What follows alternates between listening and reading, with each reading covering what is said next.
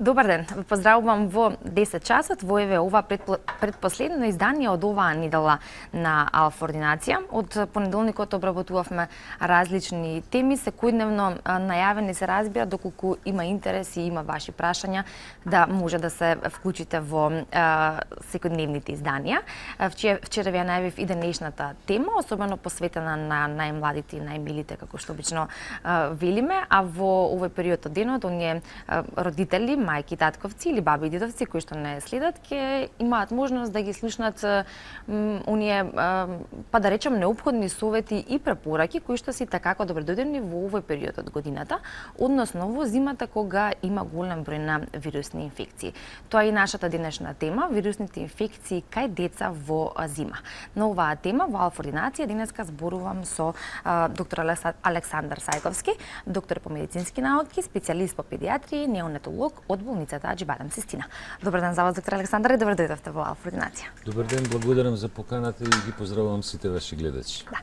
Мило ми е што имаме можност денеска да бидеме заедни да зборуваме на оваа тема, бидејќи претпоставувам дека особено во овој период од годината вашето секојдневие работно и како е исполнето со доста мали пациентчиња кои што на крај се разбира имаат успешен третман, но сепак постои еден страф, непријатност или загриженост кај родителите која што е нормална, а особено во ваквата сезона или во зима кога има вирусни инфекции поголем број, но и нивно ширење.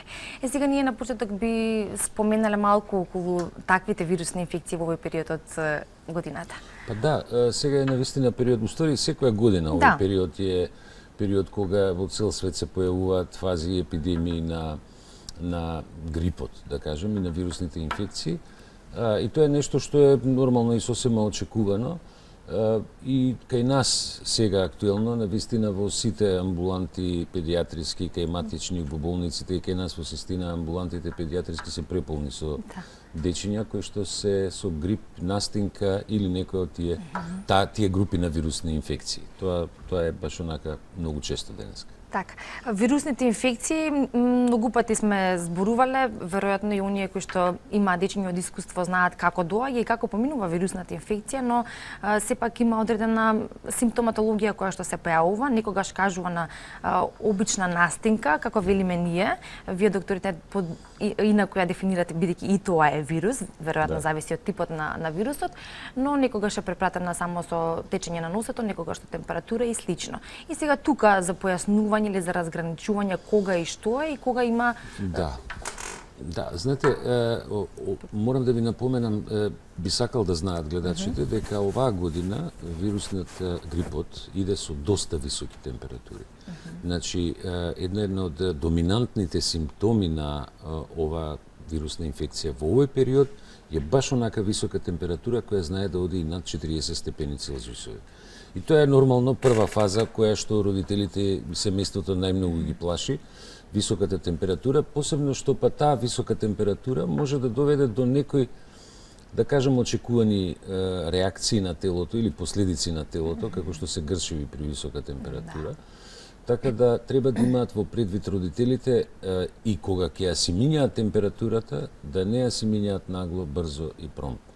Но морам да напоменам една друга работа која што е врзана со овие инфекции, особено со вирусните инфекции, а тоа е дека тие нели имаат свој некој ритам на појавување, динамика на појавување. Сега јасно е дека се појавуваат повеќе и повеќе овој период, но би апелирал до семејствата да не ја си минјаат нагло температурата, затоа што од една страна кога ќе почне детето да качува температура, тоа е прв одбранбен механизам на телото во борба со една инфекција и тоа е многу значаен сигнал до имунолошкиот систем. Тоа повеќе пати сме го збореле дека во првите 6 до 12 часа покачувањето на температурата во основа го мобилизира имунолошкиот систем на детето за да се одбрани од инфекцијата и да се бори со нејзе. А од друга страна, кога веќе доаѓа на височини над 40 степени, кога треба да се обара, да не биде нагло обарањето, затоа што по и наглиот пад на температурата може да доведе до појава на грчеви како една од симптоми кои може да се јават при висока температура. јасно дека тој страф кој што се јавува кај родителите е доминантно пред се заради температурата, меѓутоа нас повеќе не плаши текот на инфекцијата отколку самата температура. Инаку симптомите се стандардни, значи тоа е инфекција горна или може да фати и долна респираторна, или да фати и плуќа, да направи детето и запалење плуќа. Тоа се инфекции кои што да со течење на нос, со кивање, со ние викаме во медицината плачна маска, нели солзење на очите, покачување на телесна температура, кашлица, која може да е во почеток сува надражајна, после да биде и продуктивна, нели да има и секрет во кашлањето. И кај некои дечиња, зависно од тоа како се оштетени дишните патишта, кашлањето може да трае подолго, да речеме подолго условно над 2 недели. И тука би сакал да им напоменам на родителите да не се плашат од кашлицата како дополнителен, како симптом, да кажам, затоа што, знаете, имунолошкиот систем е многу интересен. Кога ќе ве нападне некој вирус, вирусите како микроорганизми живеат во клетките. Нашиот имунитет ги чита сите оние клетки во кои што има вируси, секојдневно ги контролира сите клетки во телото и ги препознава собствените клетки. Меѓутоа, ако ќе дојде како баркод читаче тоа, кога ќе дојде до клетка која што е заразена со вирус, он ја препознава како страно тело и пушта цела една војска на клетки и хемиски молекули и клетки кои тие заразени клетки ги уништува. Затоа тоа е оној принцип боле да дадам прст отколку да ми отиде раката. И сега тие оштетени, односно веќе разградени клетки на дишните органи, се јавува и заради нив дополнително секреција, кашлица дополнително, треба време за да се регенерира слузницата на дишните патишта, детето ќе кашла додека не се регенерира комплет. Тоа може да трае и 2-3 недели, некогаш и месец ден. Да. Бидејќи веројатно и често е прашањето колку време треба да кашла, колку е нормално да кашла, па колку пати во денот може да кашла. Али знаете како, ние викаме дека една кашлица, тоа малку вака ги збунува често родителите, им викаме дека акутна кашлица, она кашлица што ја очекуваме, знае да трае месец дена. Зависи од вирусот. Кај некои вируси, например, има еден вирус кој што се вика РСВ, кај него може децата да кашлаат и 4 до 6 месеци. Значи, регенерацијата е поспора и уништувањето на тој вирус е поспоро. Иако оваа година, овој вирус, тоа е инфлуенца А, и уште два негови подтипа H1N1, она што го викаат свински грип, нели? Да. И H3N1, тие се доста вака агресивни како вируси и доста качуваат температура децата, доста се високи температурите. Така.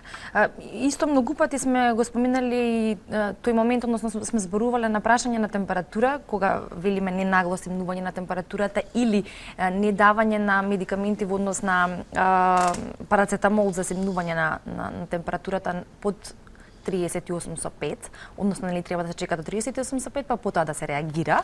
Да. И некаде стои 38, 38,5, 38,7, понови некои работи, податоци ја што ги прочитав, што не мора да значи дека нели се вистина, бидејќи доаѓаме сите до различни податоци, некои викаат и 39, така што можеби малку или се намалува или се зголемува границата, а велиме дека температурата е само симптом и одбрана на организмот од Да, ќе ви одговорам на ова секако, ама се насмеав малку затоа што укажавте ова околу податоците до кои што се доаѓа. Знаете, денеска ние во медицината мораме ова една мала дигресија, затоа што имаме неколку големи проблеми што се случуваат во медицината. Еден од тие така наречен процес на гуглизација.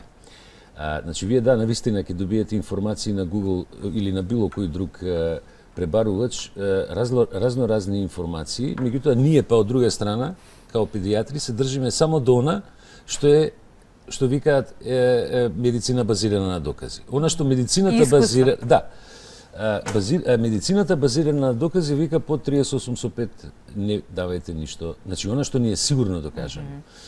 Не давајте ништо за симење на температура. Особено не во првиот ден кога детето почнува да се разболува, затоа што и тоа повеќе пати мислам дека е дискутирано на повеќе форуми у суштина.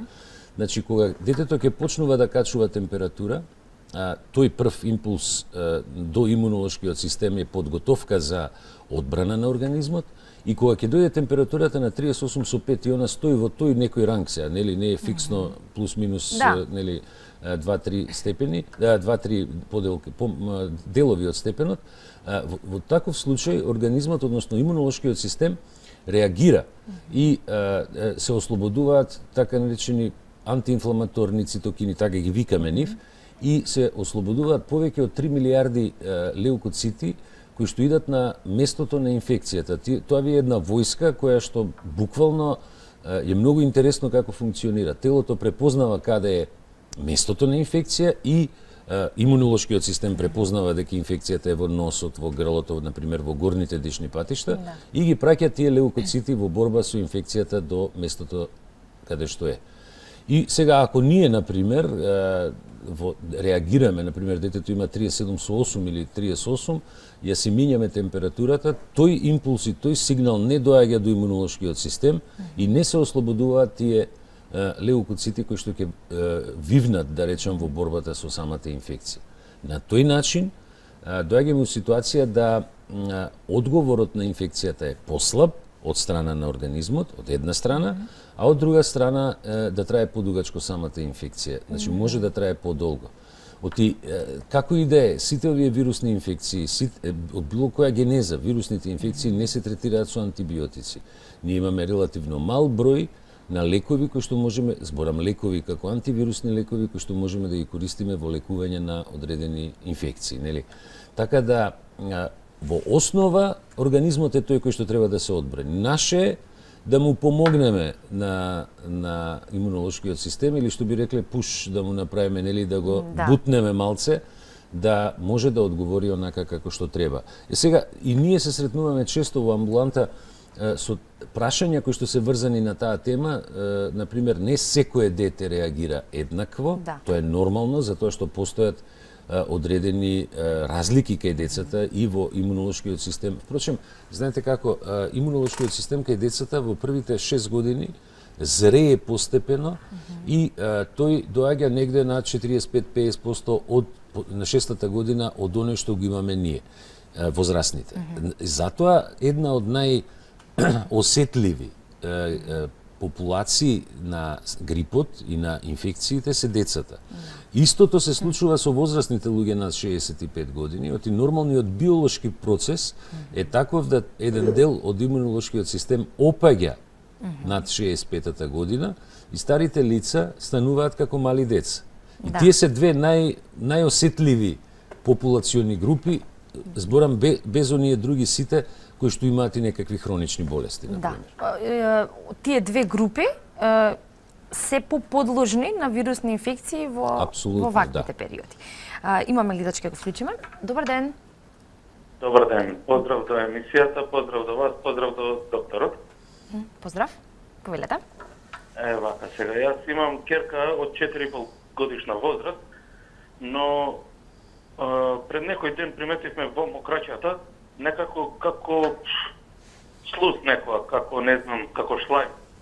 Сега ја однесовме на лекар, ни рекоја да мокраќата да иде на испитување, но да иземат и бриз од вагината. Однесовме бриз од вагината и мокраќата. Од мокраќата излезе резултатот дека е добар, од вагината и најдоја Ешерија аколи, како ја викаат таа бактерија. Сега, ни даде само едно масте да се мачка. Дали треба некој антибиотик да се даде или не знам, некако со мастов не ми фаќа око дека само таа ќе помине, пошто имам слушано дека била таа тешка бактерија, тешко се лечела, се излечува. Да, Ешерихија коли е една бактерија која што така ја делиме ние, да речеме, тие големите бактерии во грам негативни, така се викаат. И таа е бактерија која најчесто, како инфекција, се наоѓа во уринарниот систем, во мокречните канали, во урогениталниот фактички систем и во столицата. Ова што го поставува како прашање гледачот, во основа морам да ви напоменам дека во колку мокрачета е уредна, нема никаков наод на промени во мокрачета, во тој случај е само локална инфекција, како што и кажале за детенцето. Кај овој дел би сакал исто така да ви напоменам дека во случај да имаме симптоми на инфекција уринарна, мокрачна инфекција, тогаш треба мокрачето да е заматена, да има позитивни нитрити. Значи бактеријата е веќе влезена во бешиката и има промени во обичната урина, а може да се најде и на уринокултурата, односно на испитувањето на бактеријата. Ако се појави и температура во ваква ситуација, а имаме знаци дека детето има мокрачна инфекција, во тој случај веќе инфекцијата е тргната нагоре према бубрек и тоа е веќе голем аларм каде што треба баш онака малку агресивно лекување со антибиотици. Локалната инфекција урогенитална кај девојчиња е многу почеста отколку кај машки деца и ова е точно типично што може да се јави кај едно девојче, но парадоксално, но интересно е што најчесто оваков тип на инфекции на вулвите, вагинални, тука на самите урогенитална регија се јавува кај најчистите девојчиња. Значи, користењето на влажните марамици за бришење после одење во тоалет често пати ја менува пеха средината, урогениталната средина и може да набујаат патолошки бактерии. Затоа ако се користат како влажни марамици, веднашка тие дечиња треба да се измијат со вода. И е почесто кај децата. Мислам дека ова ќе биде сосема доволно за лекување на вашето детенце, но секако мора да се направи контрола и контролен бриз. Вирусните инфекции обично траат 3 до 4 дена, но со оглед на тоа што има голем број вируси и како што споменавте вие со различни карактеристики веројатно како се менуваат самите вируси и време траењето може да се продолжи. Истовремено споменавте и дека тоа зависи и од тоа како ќе се пристапува кога детето има температура и тоа може да го продолжи вирусната инфекција, но сепак постои некој одреден период кој што би укажувал дека и вирусни инфекции дека доаѓа и поминува, или пак, како што е и чест случај, покрај вирусната инфекција може да има и секундарна бактеријска инфекција. Апсолутно може да се развие, да, тука сте управо. Меѓутоа, генерално земено, овие настинки и грипови, актуелно овие вирусни инфекции траат 3, 5, некојаш 7 дена. И по принцип знаат да бидат пратени со многу високи температури во првите 2 до 3 дена и после паѓа температурата, меѓутоа секрецијата и сите други симптоми може да траат уште малку. Она што е за нив битно, што инфекцијата може да се симне и на плуќе.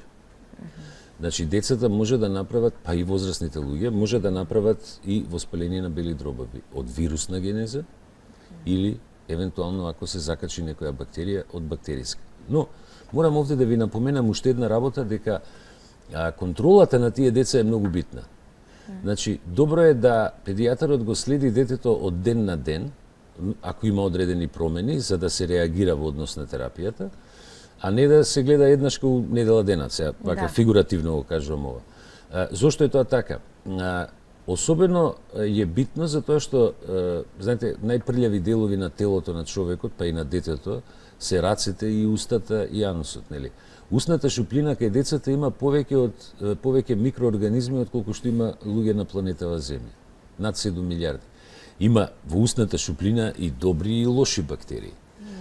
Значи има бактерии или вируси, бактерии кои што може да направат дополнителна инфекција како суперинфекција. Меѓутоа, ја би инсистирал на тоа, додека немаме доказ, додека не сме сигурни и клинички, и евентуално лабораториски, да не даваме антибиотик ако се работи за чиста инфекција вирусна. Значи нема потреба од давање на антибиотик, бидејќи тој секако нема да делува на вирусите. Тоа се лекови, фантастични лекови, цела група на лекови, меѓутоа делуваат само на бактериите, нели? Да.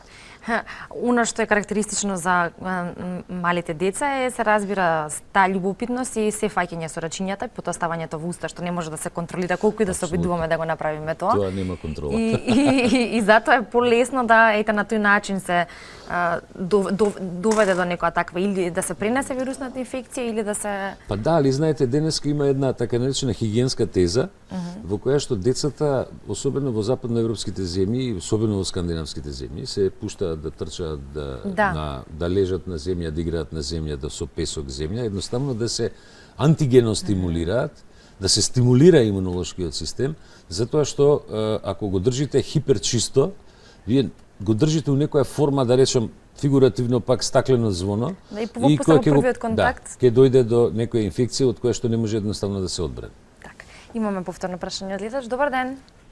Добар ден. Добар ден, повелете. Добар ден, ви се јавувам од Речен. Поздрав до вас. Баба сум на 8 годишна внука. Има се и таа исто таква бактерија, Ешерихија коли. Сакам да му кажам на гледачот, што се јави пред вас, вие да разговарате. Дали може да добиет или може да ме слушат, дали може да земит четврт пашканат корен, да го изрендат, излупен четврт, да го изрендат четврт лимон, со се лушпа, со се све, и него да го изрендат, ама седен лимон да биде 2 часа во сода бикарбона. Добро. Со вода. Добро, ви благодарам. И Ова е... четврт, почекајте малце ако сакате, четврт мед и четврт маслиново масло. Све да го изблендират и 3 пати денот по едно лејче, секој ден ќе му дават. Внуката моја воопшто повеќе ја немат Ешерихија коли. А имаше 1 милион дебел зид од бактерии. Добро. Да, ова е фактички наод од 1 милион бактерии, тоа е веќе наод во мокречета, во бешиката. Значи, детето имало инфекција во долна, да кажам, долна уринарна инфекција. Нели? Ова што го спомна гледачката за користење на природните производи во лекување од одредени болести, да речем она што природата ни го дава, значи таму каде што може да се користат, знаете, медицината во принцип доста од лековите ги добива од природата, реално. Меѓутоа тоа се концентрирани. Има нормално и синтетички препарати кои што се добиени од разни молекули и испитувања нивни, но таму каде што може да се користат, да кажам, фитотерапија, што е велиме, нели, збориме растителна терапија, може да се користат оние препарати, односно оние производи кои што содржат во себе компоненти кои за инфекциите зборам, компоненти кои што ги уништуваат микроорганизмите, како што се бактерии и вируси, тоа се најчесто така наречени биофлавоноиди. Биофлавоноиди и стероли, да речеме, тие може да дадат ефект позитивен во третманот. Меѓутоа, таму каде што имате јасна бактериска инфекција, каде што имате инфекција која е докажана бактериска, неприкосновено најдобар ефект тогаш даваат антибиотиците. И вирусните не. Тоа може да, ова што кажа гледачката, може да биде нешто дополнително што може да се практикува. Инаку терапијата како терапија, доколку постои значи позитивно присуство на бактеријата, тогаш веќе значи дека и така како е потребно. Имаме следно прашање. Добар ден. Ме интересира дали може да ми одговори докторот кога е загадено, не се изнесуваат, ама кога е ладно, дали може да се изнесуваат децата и да не се меша со други заради грипот, вака на отворен простор. И овие влажни варамчиња, сам кога ќе се искакат 2-3 пати ги бришеме. Дали мора одма да се измие или не, тоа покасно се уклучи. Да. И пошто не се примени уште 2 години, не примила за сипаница уште е вакцина, вака дали е опасно мешање надвор, мислам да се изнесува. Да, ова е... Пошто не иде во градинг. Да, ова е прашање кое што лично јас барем често го добивам во амбулантата кога сме со пациенти. Значи да, изнесувате го вашето дете надвор. Сега прашањето за загадувањето е веќе една тема која е навистина поразителна во однос на загадувањето во цела Македонија, вклучително Скопје и Тетово, нели долго време некако као најзагадени градови во светот. Значи, во фаза кога е најголемо аерозагадувањето е лошо да го изнесувате детето надвор, иако наша прва и основна препорука е дека уште како бебе треба да излезе барем 1 сат надвор да се шета. Забрана за излагање надвор има само тогаш кога температурата во надворешната околина ќе падне под минус 23, до минус 23 можете слободно да го шетате бебето и бебе, а камоли дете надвор. Во фаза кога е големо овакво аерозагадување, качите го детето на водно, да речеме овдека во Скопје, или изнесете го надвор од Скопје, прошетете го. Но кога аерозагадувањето е во разумни граници, паднато, и као што во случај овие денови малку, да, има ветер па е расчистено, во тој случај слободно изнесувате го детето надвор, обавезно е добро да се прошета. После тоа убаво ќе спие, секако шетањето треба да е во отворени средини, во парк на пример најубаво, каде што и најчист воздухот. И тоа е една добра навика на која што треба луѓето да се научат. Мислам дека тоа би било многу добро за секој дете е многу добро. Значи, да не ги буни студот. Јас се извинувам, само сакав да кажам, да одговорам на вториот дел од прашањето на гледачката за вакцината, бидејќи детето нема примено МРП. Значи, опасноста од носење на дете кое нема примено вакцина за морбили рубеола паротит, нели, е особено во затворени средини, оти тој вирус живее некаде 2 часа надвор од човековото тело и ако вие влезете во чекална, например, негде, било каде што предходно бил некој кој што го имал тој вирус, значи тој може да го закачи детето или возрастната особа ако е унутар тие 2 сата од присуството на човек или дете кое што го имало тој вирус. А инаку во однос на грипот најдобра заштита е во основа давањето на вакцината за грип. Така ќе биде и во основа и вакцинирањето со оваа актуелна ситуација со морбили. Така. Во случајов треба да се избегнува простор каде што е затворена, има повеќе луѓе, но тоа никогаш не е загарантирано, бидејќи ние возрастните се движиме на места каде што едноставно вие можете дома сами да го донесете вирусот. Така. Имаме следно прашање. Добар ден. Добар ден. Добар ден, повелете. Во програма? Да, ве слушаме, повелете. Едно прашање до доктора. Да. Јас сум баба на внуче од 4,5 месеци.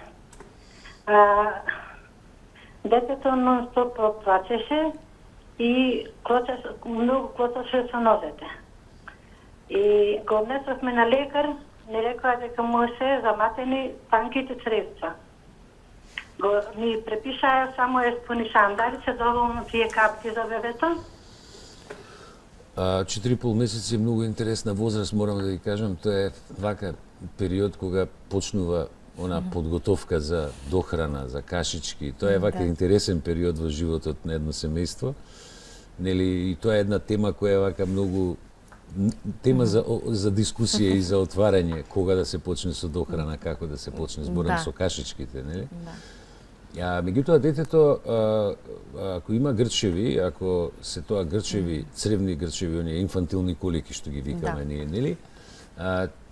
Се користат разни капки кои што треба да помогнат во смирување на грчевите. Ние најмногу користиме пробиотик, најмногу користиме Lactobacillus reuteri protectis како пробиотик, кој што е докажан, пак ќе се вратам на почетокот од нашиот разговор, значи она медицина базирана на докази.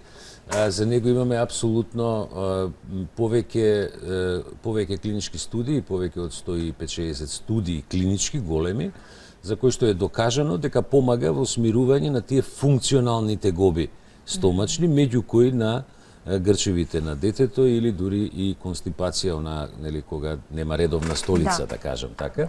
Така да тоа најмногу користиме, а после на него додаваме евентуално ако он не даде доволно добар ефект или даде ефект добар, тогаш остануваме на него, ако не даваме понатаму дополнително други капки кои што ќе бидат во зависност од тоа зошто се дополнително грчевите. Оти кај деца кои што имаат грчеви заради вишок на воздух во цревото, да, ова што го дава гледачката е окей, но ако во прашање често и големо пиење на млеко и присуство на лактоза, нели, као шекер во цревата, па она може да прави грчеви, тогаш даваме други капки, тоа е ензим лактаза, за да го смири, да ја разгради лактозата, да се смират грчевите.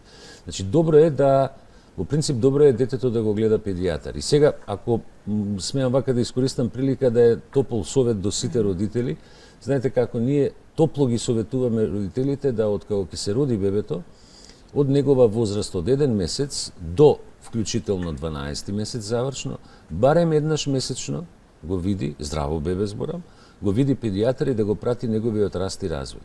Затоа што има многу работи кои што треба да се менуваат во тек на првата година, од дозата на капките на Д витамин, Д и К во првите 3 месеци, омега-3 масните киселини, капки вака за стомачни грчеви, значи повеќе работи, воведување на храни понатаму, после 4-5 месец, нели во тој интервал кога постепено се уведуваат кашички, така да многу е битно да детето е следено од педијатар во тек на првата година. Да, бидејќи во текот на првата година има многу нови работи кои што се применуваат. Многу, да. А нели сензитивноста бидејќи е мало. Да, оно е малецко. Од друга страна, да речем, ако е детето на мајчино млеко, оно прима имунитет од мајката, затоа што нема боле од мајчиното млеко на планетава Земја, дефинитивно. Мајката го пренесува се она што го има во себе, го пренесува, најдоброто го дава на своето чедо. И целиот имунолошки систем е подобар ако детето е на мајчино млеко. И овакви проблеми, и грчеви и се друго, е помалку често кај деца кои што се доени, отколку кај деца кои што се на формула или на вештачко млеко. Така. Имаме уште доста работи кои што ќе ги споменеме во денешната тема, односно концептот кој што ги имаме формирано за денеска. Тука ќе направиме кратка пауза за реклами, а потоа ќе продолжиме со денешната тема до 11 часот. Останете со нас на Алфа. Продолжуваме со денешната тема. По рекламите, оној дел кој што е уште поинтересен, да речеме, во склоп на она што го зборувавме досега за вирусните инфекции кај деца во зима.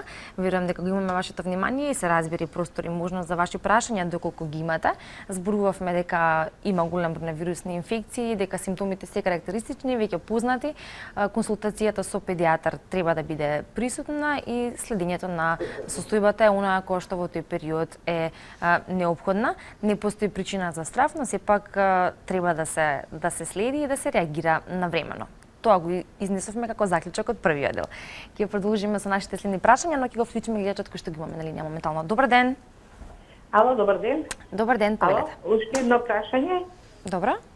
Само да прашам, има бебето 20 години, мислам девојчето, и уште цица, со кое млеко е најдобро да се почне, дали битолско, дали здравие радово, за да се прекине цицањето? Добро. 20 месеци цица.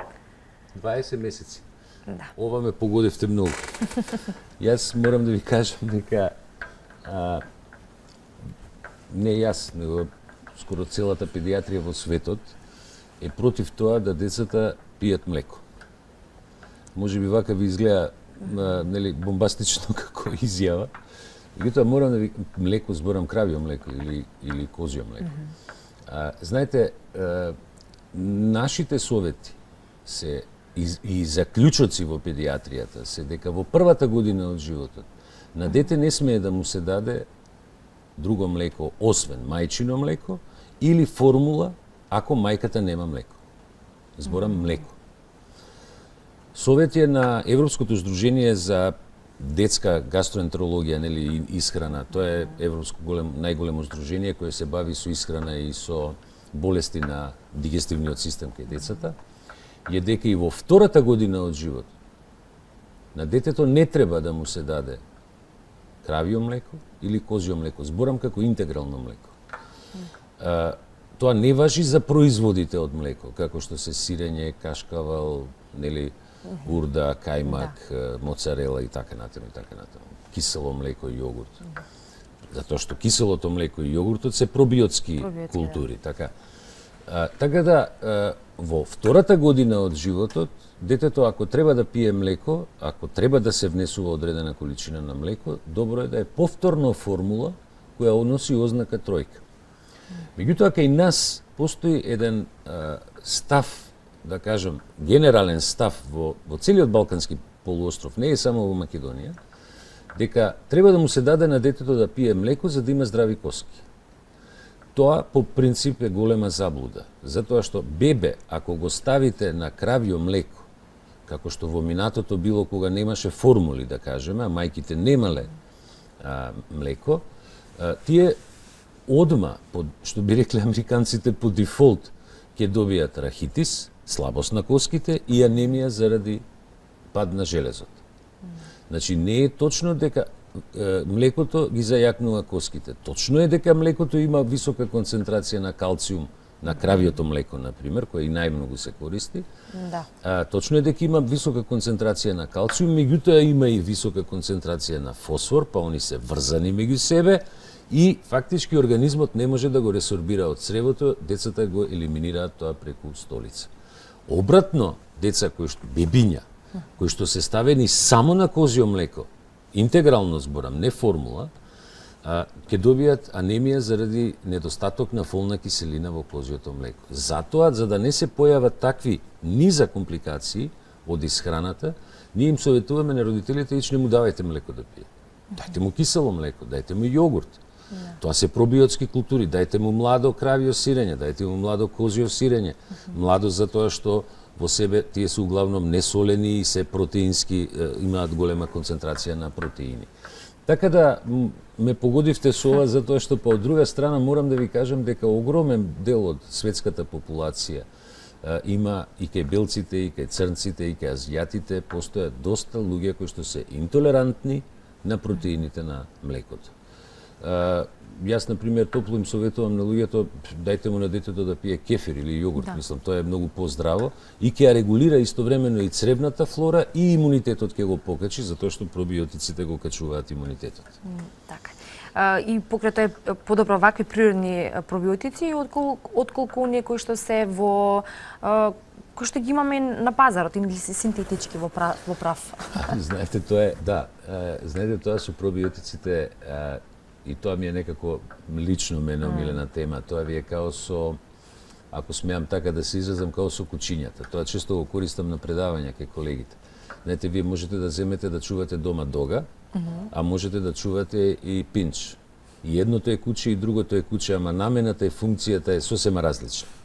Така и со пробиотиците. Пробиотиците се култури, позитивни бактерии, нели, лактобацилус и бифидобактериуми, да не ги набрајаме, ги има многу, кои имаат многу позитивен ефект во телото на човекот, меѓутоа не сите имаат иста функција. Мал број од нив имаат, го подигаат имунитет, некои се користат за лекување на пролив, некои се користат за лекување на патувачка диареја, нели, кога патувате многу па добивате диареја, меѓутоа малку од нив се користат за засилување на имунитетот кај децата. Значи, не се сите за се. За се, така. Имаме следно прашање. Добар ден. Ало, добар ден. Добар ден, повелете. Мајка сум на 8-месечно бебе, кој моментално има вирусна инфекција од пролив, повраќање и температура. Сега во аптека, кога појдов по лекарства, ми рекоа дека не е добро да го дојам, а тоа е доенче. Многу тешко ми прифаќа друга храна, а докторот вика дека е најдобро сега во овој момент мајчиното млеко. Апсолутно да. Значи, вашето мајчиното млеко и во ситуации на пролив, и во ситуации на инфекции кај децата, не постои болја храна за доенче, за дете во првата година од животот од мајчино млеко. Впрочем, мајчиното млеко, например, содржи, како пример, сега ќе ви кажам, содржи компоненти кои што го убиваат стафилококот како бактерија, така наречен антистафилококен фактор. Мајчиното млеко содржи дури и пробиотски култури, пробиотици во себе. Една од причините зошто мајчиното млеко е добро за имунитетот на детето е и тоа. Така да немојте, ве молам, да прекинувате со доење, апсолутно треба да го доите детето, па посебно ако е во ситуација со пролив. Мајчиното млеко има најдобрите мали молекули на јаглени хидрати, кои ги викаме пребиотици, значи тие се мали молекули кои што го стимулираат во цревото со множењето на позитивните бактерии, убивањето на штетните. Не постои бољи пребиотик од мајчиното млеко. Така да ве молам, немојте да прекинувате апсолутно никако, особено во оваква ситуација. Би било добро и во интерес на времето, и верувам дека нешто што е соодветно како прашање или како краток дел од нашиот разговор во овој период кога имаме и епидемија на морбили. Имавме едно прашање, верувам дека од оние кои што не гледаат, веројатно доколку нивните деца не се вакцинирани, постои некаква дилема.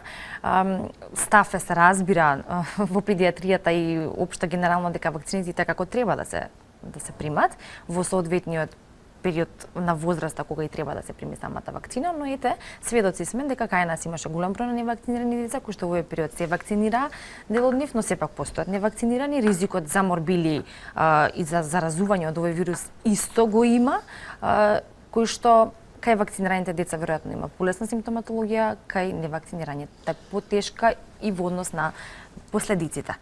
Да спомнеме малку околу ова. Да, знаете, мене ми е многу жал кога дискутираме на оваква тема, која што по мене медицински навистина е неоправдано на некој начин, да кажам, да дискутирам. Јас се слагам со еден момент. Треба да се донесе одлука дали еден родител верува во системот на вакцинација или не. Дали вакцината помага или не. Второ прашање е дали верува во системот или не. Тоа е сосема друго. Меѓутоа, видите, јас неколку пати сум го користел тоа и јавно да го кажам. Ние од 1850 година до ден денешен на планетава Земја повеќе од 200 милиони деца и луѓе се умрени од морбили. Значи, збориме за период од 170 години.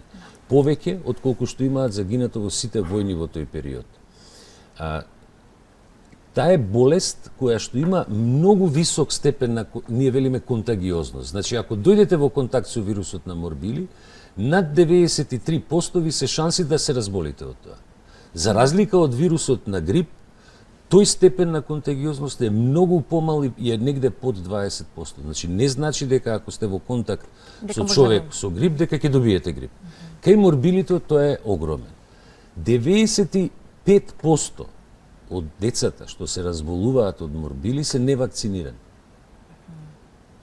А остатокот 3-4% се деца кои што примиле една вакцина, а не ја примиле втората, нели, каде што имаме крајен имунитет. Зошто ми е мене лично како педијатар и како човек малку тешко кога зборам на оваа тема, и јас сакам да дискутирам со луѓето кои што се, ајде да кажам така, да се изразам во тој антивакцинален покрет, сакам да разговарам со нив, мислам едноставно разговор водиме на таа тема, нели? Тежината во што е?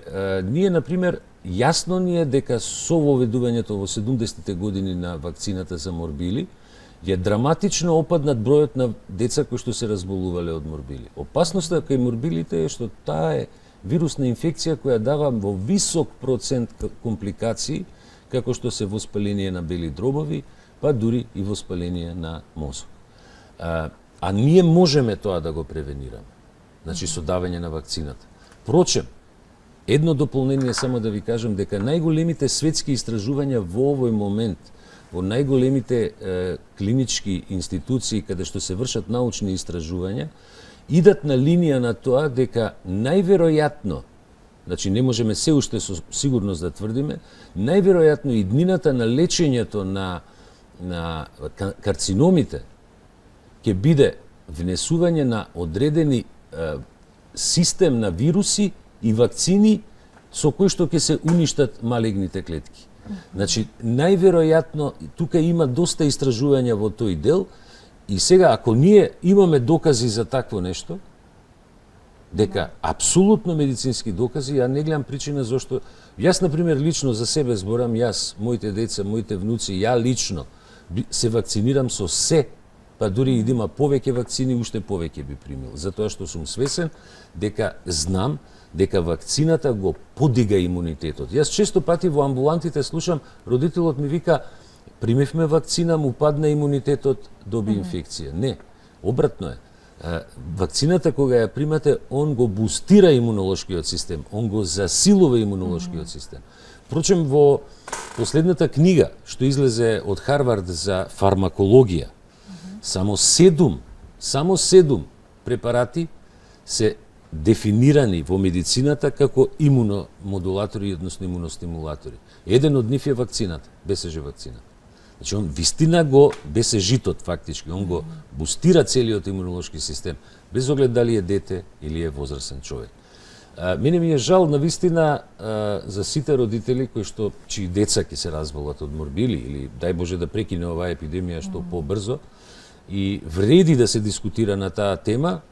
Јас имам и преписка честа со родители, значи по мејлови и по Фејсбук, честа преписка со родителите околу нивните дилеми за давањето на вакцините. Но, од друга страна, во овој период, откако се прогласи епидемијата на морбили, познавам еден куп, што викаат, народски деца, кои што се вакцинирани, родителите отидоа со страв ги вакцинираа, после ми се јавуваа по телефон, ми викаат, абе, супер си е детево, нема никаков проблем. Па и нема ни да има. Да. Што значи дека треба и да се намали тој страв од нус појавите кои што ги има вакцината, односно некои симптоми кои што може да се појават, а кои што се нормални. така? Знаете како, знаете во медицината ние велиме разликата меѓу лекот и отровот, знаете која е? Само дозата. Да. Така е и со се во природата.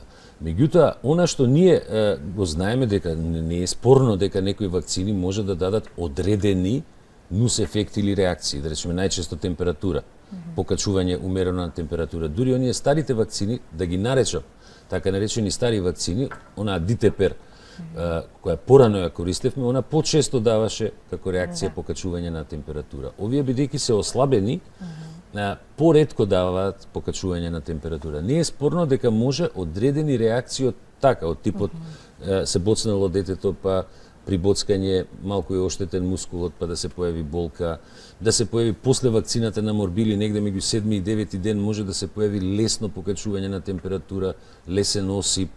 Меѓутоа, тоа не се состојби кои што се јавуваат често, од една страна, а најмалку се состојби кои што се опасни. Од друга страна, најголемата тема на таа, мислам, кога веќе го отворивме ова како прашање, најголемата дискусија за влијанието на вакцините и појавата на аутизмот или аутизам, оне што го велиме like disorder, што го викаат, нели, во англосаксонската литература, таа дискусија потврдена е, зборам, клинички студии огромни на деца, над 30 милиони дадени МРП вакцини во цел свет, испитувања се правени дека нема никаков линк меѓу нив. Од друга страна, ја често ги прашувам родителите две прашања. Луѓе кои што се плашат од вакцините. Имам две прашања за нив. Доаѓате во амбуланта педиатриска, го смирувате вашето дете со мобилниот телефон, со цртани филмови на мобилен телефон. Никој не зборува за радиофреквентните зрачења, генерално зборам, и потенцијалните нивни негативни ефекти. Сите имаме барем по еден, ако не и 2 и 3 мобилни телефони, еве како еден момент. Втор момент, начинот на исхрана на детето и внесувањето, особено од 5 и 6 месец, и внесување на храни која е богата со пестициди, органофосфати и хербициди, какво е нивното влијание на имунолошкиот систем, ниското ниво на омега-3 масти киселини со кои што се хранат децата. Значи, видите, прво, кај нас треба да разбиете една заблуда дека на дете од 5 месеци треба да му дајете да јаде лосос. Кај нас викаат, не, риба немојте да му давате додека не прозбори. А лососот се дава заради омега-3 масните киселини кај децата од 5 месец. Тоа не го кажувам ја, тоа се препораки на... Значи, само ги следам препораките на еминентните студии кои што се направени. Сега, никој не зборува за тој дел од приказната, а се фативме за она кое што уствари драматично ја намали смртноста на децата и на возрастните луѓе, оние заразни болести кои што навистина хараат и харале во минатото.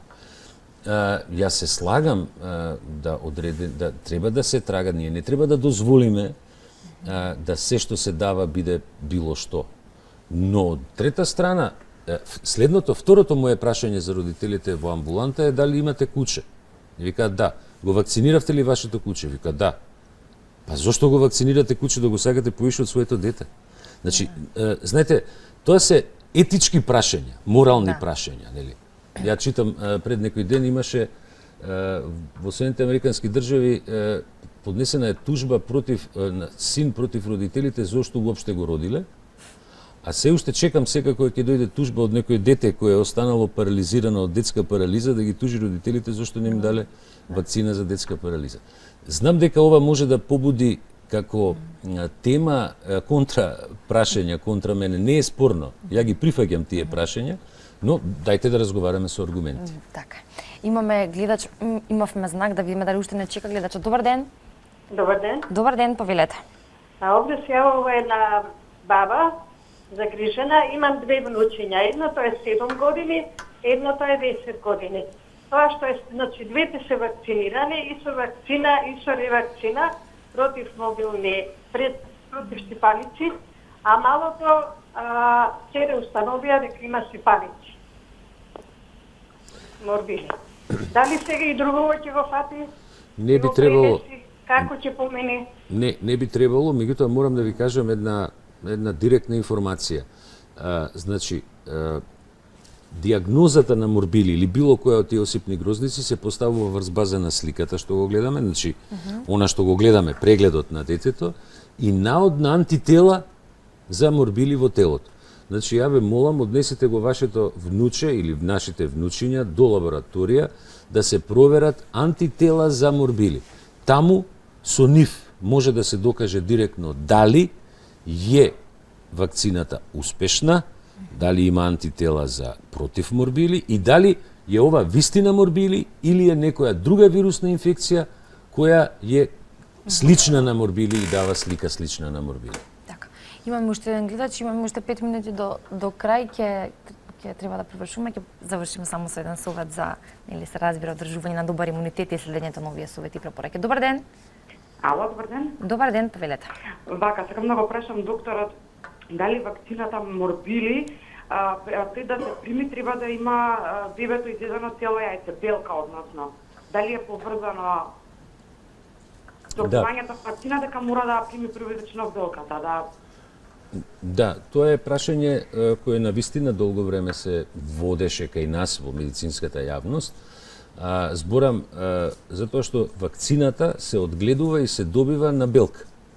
И, да речеме, ако имаме, тоа беше мислење порано, ако имаме дете кој е алергично на белка, ќе биде проблем да прими вакцината морбили и тие деца порано се испраќаа на клиника за детски болести, на оделот за имунологија и таму се вакцинираа за секој случај да не дојде до некаква алергиска реакција. Меѓутоа, последните студии, анализи покажаа дека нема потреба, дека таква реакција и нема, и може слободно да ја прими вакцината. Примило или не белка предходно.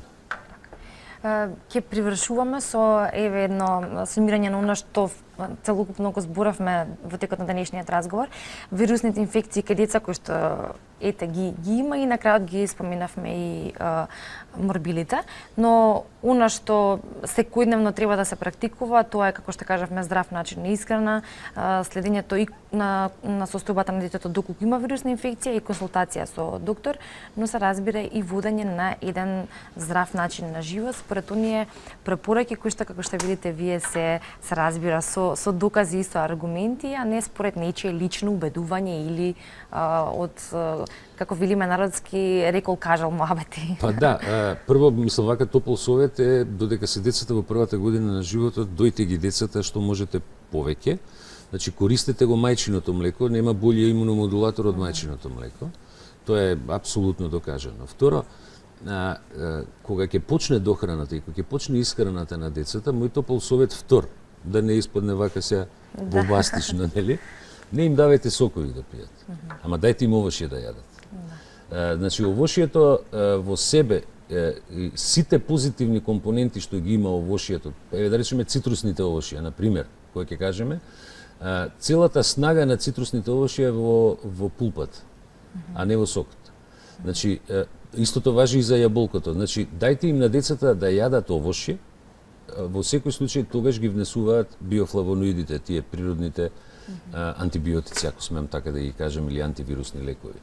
Трето, не форсирајте храни кои што дефинитивно и сигурно го рушат имунолошкиот систем на детето, а тоа се она што викаат junk food храна, каде што има многу омега 6 масни киселини и каде што има многу и кој знае колку пестициди и органофосфати на тие храни. А користењето на витамини допунски има логика само ако, да речеме, детето нема доволен внес на витамини, природни витамини, да речеме, и две работи кои што може да ги користат директно, особено за децата, нели, тоа е давање на пробиотици, користење на пробиотици кои што го подигаат имунобиолошкиот систем на детето и давање, ако е потребно, во некој момент на, особено деца кои што имаат чести инфекции, на имуномодулатори кои што ќе го подигнат имунобиолошкиот систем. Ви кажав преска само 7 во светот ги има сигурно докажано, сега се уште 6 во клинички студии, која ќе излезат, ќе видиме, нели, ќе знаеме дали и тие може да се применуваат.